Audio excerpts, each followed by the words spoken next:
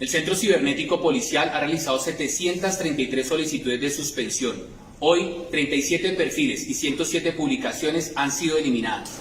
Cuando muchos desacreditan a nuestros policías, ustedes estén ahí para garantizar que haya balance y todos estos muchachos hacen seguimiento de modo que se cumpla con la ley en el desarrollo de las actuaciones dentro de las redes sociales. A finales de abril de este año, cuando en las calles del país se vivían los días de mayor efervescencia de las manifestaciones ciudadanas, en las oficinas del Ministerio de Defensa recibieron un guión. El documento venía de una agencia privada que contrataron para enfrentar la crisis. Se trataba de un instructivo de cómo el ministerio debía fingir que estaba bajo ataque, concretamente un ciberataque. Ese fue el inicio. La estrategia era doblar la apuesta, combatir el pánico que había en las calles con más pánico.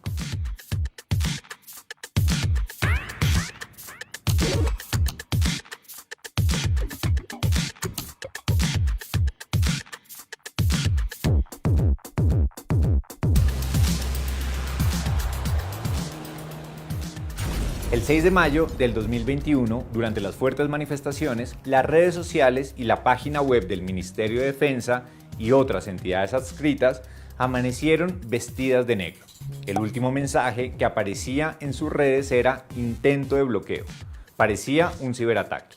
De las 6 a las 9 de la mañana, ningún funcionario estaba autorizado para atender a periodistas ni a medios de comunicación. A las 9, las redes se restablecieron y comenzó la campaña #ColombiaEsMiVerdad. Se publicó un video que mostraba contenido rotulado como falso y donde un locutor decía: nos intentan bloquear, pero nosotros seguimos de pie. Nos intentan bloquear, pero nosotros seguimos de pie protegiendo a los colombianos. Información como esta es terrorismo digital y es falsa. A Colombia la protegemos todos. Algunos medios publicaron esta información, pero la aclaración no tuvo el mismo impacto que sí tuvo el falso ciberataque. Una mentira que terminó convertida en verdad. Además, generó confusión en periodistas y medios de comunicación. Para que esta campaña tuviera éxito, el ministerio inventó un enemigo: las personas y los medios que los critican o denuncian su accionar, especialmente durante el paro nacional. La idea fue planteada por Alotrópico SAS, una empresa bien conocida por el gobierno y especialmente por el ministro Molano.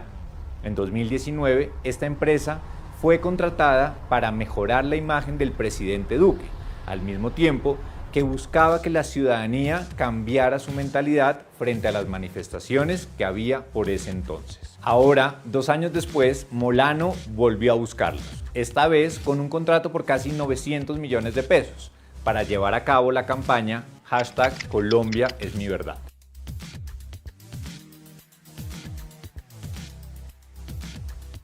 Bajo esta campaña se emprendieron acciones de ciberpatrullaje para identificar noticias falsas que incitaban a la violencia o debilitaban la institucionalidad. Y lo que comenzó como una campaña terminó instalándose como una política sostenida, desproporcionada y sin funciones claras de hipervigilancia que conlleva a la identificación y criminalización de las tendencias en las redes sociales. ¿Cuál es la arquitectura institucional que está a cargo de esto? El ministerio instaló el puesto de mando unificado Ciber, conformado por 7 entidades del Estado, algunas encargadas de la ciberseguridad, ciberdefensa e incluso inteligencia. El Centro Cibernético Policial, CCP, el COLCERT, Grupo de Respuesta a Emergencias Cibernéticas, el MINTIC, la Dirección Nacional de Inteligencia, el Equipo de Respuesta a Incidentes de Seguridad Informática, el Comando Conjunto Cibernético de las Fuerzas Militares y la Fiscalía. Este sofisticado andamiaje interinstitucional está sustentado en la identificación de amenazas contra la seguridad ciudadana, como por ejemplo la explotación infantil. Sin embargo, está extralimitando su alcance, amparándose en conceptos tan amplios como ciberamenaza y ciberterrorismo. Esto facilita una actuación arbitraria por parte de las autoridades involucradas. De las 7 entidades vinculadas al PMU Ciber, los policías del Centro Cibernético Policial son los que se encargan de las actividades de ciberpatrullaje. Ahí identifican y recolectan información que para ellos podría ser falsa o que podría generar alguna afectación a la institucionalidad. Es decir, que de alguna manera puede ser dañina para la imagen de la fuerza pública. Pero incluso si se llegase a definir objetivamente qué es una noticia falsa, son las autoridades judiciales quienes deberían decidir si se está cometiendo o no un delito. Usar el derecho penal para sancionar la difusión de estas noticias es un mecanismo muy lesivo en contra de la libertad de expresión. Recordemos que en el video del ministerio afirmaron que las noticias falsas son terrorismo digital. Las noticias falsas solo buscan generar odio, caos y terrorismo digital.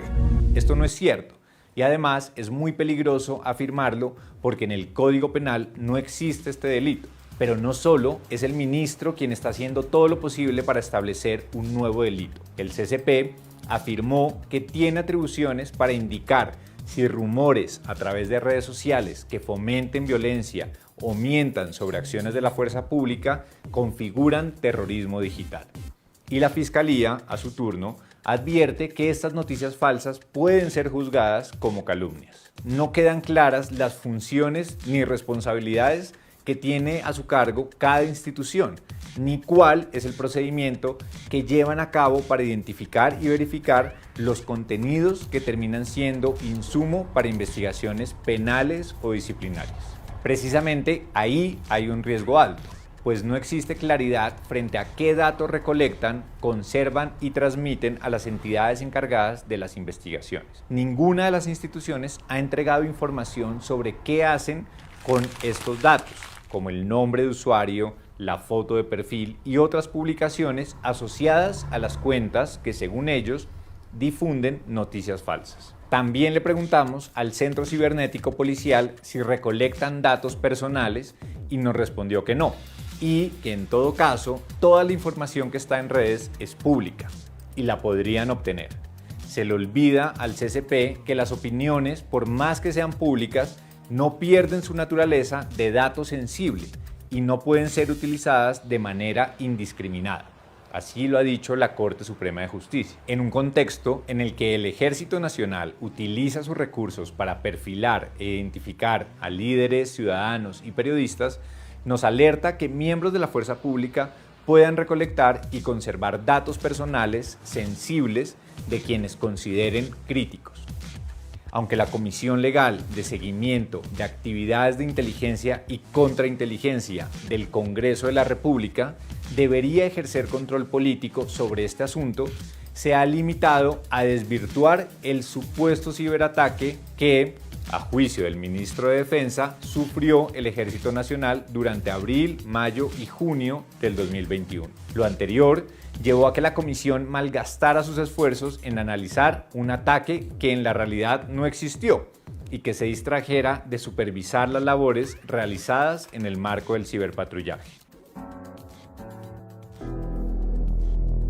Como el marco legal es tan amplio e impreciso, esta es una carta blanca para que otros la repliquen a su antojo. Ministerios, alcaldes, funcionarios, contratistas. Así se termina institucionalizando un discurso de estigmatización y censura arbitraria contra quienes denuncian irregularidades en las instituciones, toda vez que rotulan esta información como falsa. La falta de transparencia en toda esta política deja preguntas sin resolver. ¿Qué hay detrás del intento de convertirse en el juez de la verdad? ¿Acaso quiere el ministro Molano criminalizar el contenido en redes sociales que es crítico de las acciones de la fuerza pública?